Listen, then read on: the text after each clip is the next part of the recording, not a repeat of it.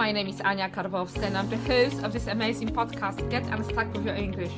If you are a neurodivergent person, struggling with learning the language, tend to procrastinate too much, or maybe you have so many goals you get lost right off the bat, if you answered yes to any of these questions, you have come to the right place, my friend. I'll teach you how to apply cognitive science and evidence-based methods to your learning. I will walk you through the learning plateau.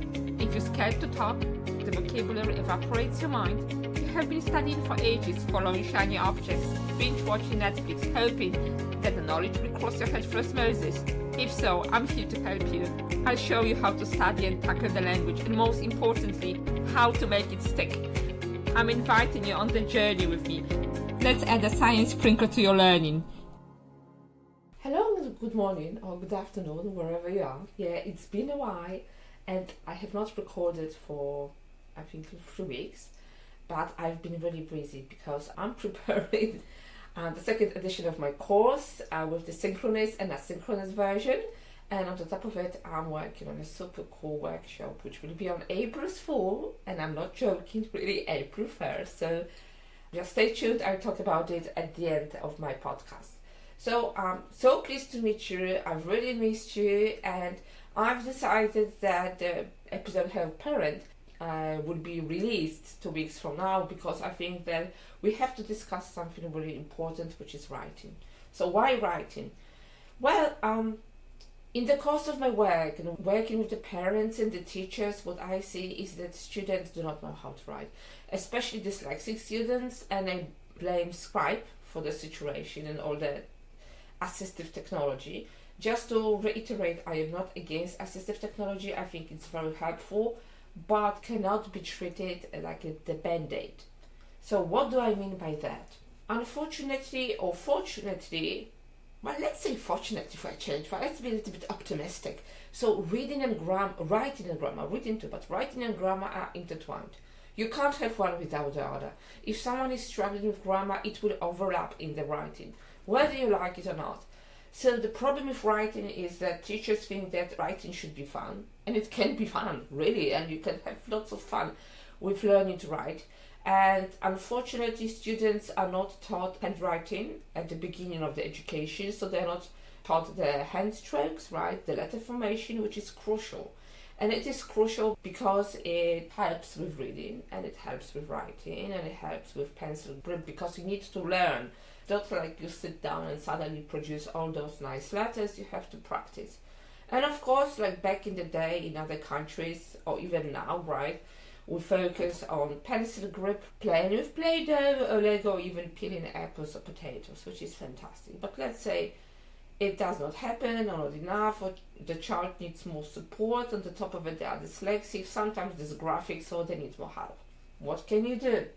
Well, the first thing is to look at the writing. I say that writing is like a blood work. So when you go to the doctor, let's say the first test that you get, more or less, is the blood work, right? And the writing, the raw piece of writing is like the student's blood work. So we see what's going on, whether they struggle with spelling, whether they struggle with letter formation, whether they struggle with grammar, maybe they struggle with everything. So I've been pondering for a while and thinking what I could do to bridge the gap and help the teachers, parents, and the students, because I think that all parties should cooperate. And I have come up with the workshop, which is Unlock the Power of Words. So now I will take you through why writing is important, what is the writing rope, and what are the steps to become a good writer, even if you are dyslexic, even if you are profoundly dyslexic, and why and how it can be done. So writing matters because you will be writing throughout your life. Regardless of no script or assistive technology in the world will change it. Unfortunately or fortunately, so why writing matters? Writing matters because you are surrounded with the print. I know, and we know, the science tells us that print is evolutionarily new to the humankind. If you look at the writing rope, you'll have transcription, which is spelling and handwriting. Then you have the writing craft, which is word choice, text structure, right, so narrative, informational, argumentative, right, syntax, so the grammar, and critical thinking. These are all the strands, but you have to bear in mind that whether you like it or not, it takes time. Sometimes it takes years to master the writing. And yes, dyslexic students can be successful, and that does not mean that they have to write at a, let's say, Nobel Prize winner level. Maybe they will, you never know, but that's not the point. The point is that you need to teach them to write. So how to do that, right? It seems easy, but it's not. Writing and reading, but let's say talk about writing. Writing and grammar are intertwined. You can't teach one without the other, and you do not have to teach the grammar so that your student sits down and starts with the sentence transformations or filling in the gaps or ABC or just translation, right? You can do it in a fun way, which is you have to focus on transcription and spelling. So I would suggest when you work with dyslexic student, look at the raw piece of writing. The raw piece of writing is a little bit like a blood work when you go to the doctor. It tells us the student is struggling with grammar, letter formation, spelling. So if they are struggling with spelling, I would highly suggest looking into structured word inquiry and practicing writing and practicing spelling, because spelling is the gateway to skilled reading. And unfortunately, I think that not enough attention is put to spelling. Secondly, well, let's say you've practiced the letter formation, right? Your student knows how to form the letter, you practice all the pencil grip exercises, and it doesn't mean writing a lot. It also means that they play with Play-Doh, they play with Lego, they just pick up little things, like, you know, they're just practicing the pencil, the grip, the hand grip, right? Or even they peel potatoes or apples. So past that, let's say you have to prepare your students for Cambridge exam, right? And they struggle with writing, or you have to prepare them for grade 8 exam. You need to start with explicit instruction. Long ago, Anita Archer said, cut the fluff and just teach the stuff, and I think it's so important. I know that teachers sometimes hate explicit instruction because they think it's boring. No, it's not. It's not boring. Imagine if someone plays the piano and you don't know how to play the piano, and if you sit down by that person, will you be able to play it? I doubt it, right? Okay, 1% of the entire world's population is so gifted, but let's be honest. It's impossible. So it has to be taught explicitly. Anita Archer, again, her name will come up quite often, but I'm a huge fan.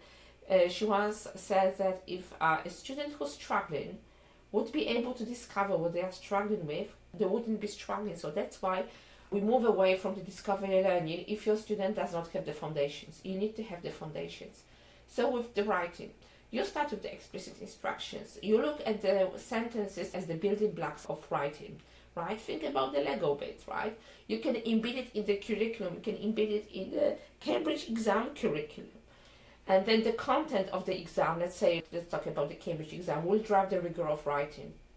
Right, so if you have to prepare them for the exam, then you focus on the exam structure and how they are supposed to write, and you teach the grammar through the context of writing. And then in the end, it's planning and revising. What I notice is that sometimes teachers say, oh, but they have graphic organizers, right? But graphic organizer will not help you with writing if you can't write. Sorry. And the same is with conjunctions, right? Oh yeah, just the student has the conjunctions, they copy a couple of sentences from the internet, and they, oh yeah, they know how to do it. They don't. And it's messy and it doesn't make sense, and they write sentence fragments. So you have to go back to the basics and build up from there. So why am I talking about it? Well, on April's Fool Day, and yeah, I'm not joking, it's on April's Fool, I will be running my paid workshop, Unlock the Power of Words, teaching writing to dyslexic EFL students. Why am I talking about that? So the workshop stemmed from my experiences as a teacher trainer, and person who spends lots of time with teachers and parents, and teachers struggle with teaching writing to dyslexic students. Fortunately, unfortunately, that's the fact. Writing is not taught explicitly, and I think that's the biggest problem. So I'm inviting you to the workshop. It will be only $37. It's at 4 p.m. CET, 10 a.m. ET. So Eastern Canada time. And of course, there will be 120-minute workshop, and then we'll have Q&A session in the end. However, it's not only about the knowledge, because let's be honest, we live in the 21st century, we can dig up all the knowledge in the world. So it's not about the knowledge, it's about the application, and application is always the hardest. So it's not, you will not only leave the workshop with the recording, the access to the recording, and the workbook, which is pretty obvious. You will leave it with the ready-to-use templates, lesson plans, exercises both on paper, so let them bring the PDF, of course, and online, you'll have access to a plethora of materials that I have created. You'll be able to use them in your classroom right now. And just to be specific, you'll have access to exercises for students from the pre-alphabetic age or stage up to Cambridge exam preparation, IELTS and TOEFL. So there will be a plethora of materials because I have been working for the tutor gates so far, and yeah, I still can't believe it. And I have taught all the levels, from the preschool kids up to octogenarians, from pre-alphabetic age up to IELTS academic preparation and university students. So I know what I'm talking about. And yeah, when I say I know my stuff, I do know my stuff, and that's my badge of honor. And I wear it very proudly. I don't have knowledge on everything, and like if you ask me about the physics and other stuff, obviously, I won't be able to provide any insight, but this is what I know. And why am I inviting you to the workshop? Well, I'm inviting you to the workshop because it's gonna be more expensive once I've run it. And even if and when you get the access to my workshop, and even if, because I don't know, but I might add some extra stuff along the way to the workshop, you have access to all the upgrades, and it's a lifetime access. I'm not a fan of a limited access, so you have a lifetime access to all the materials.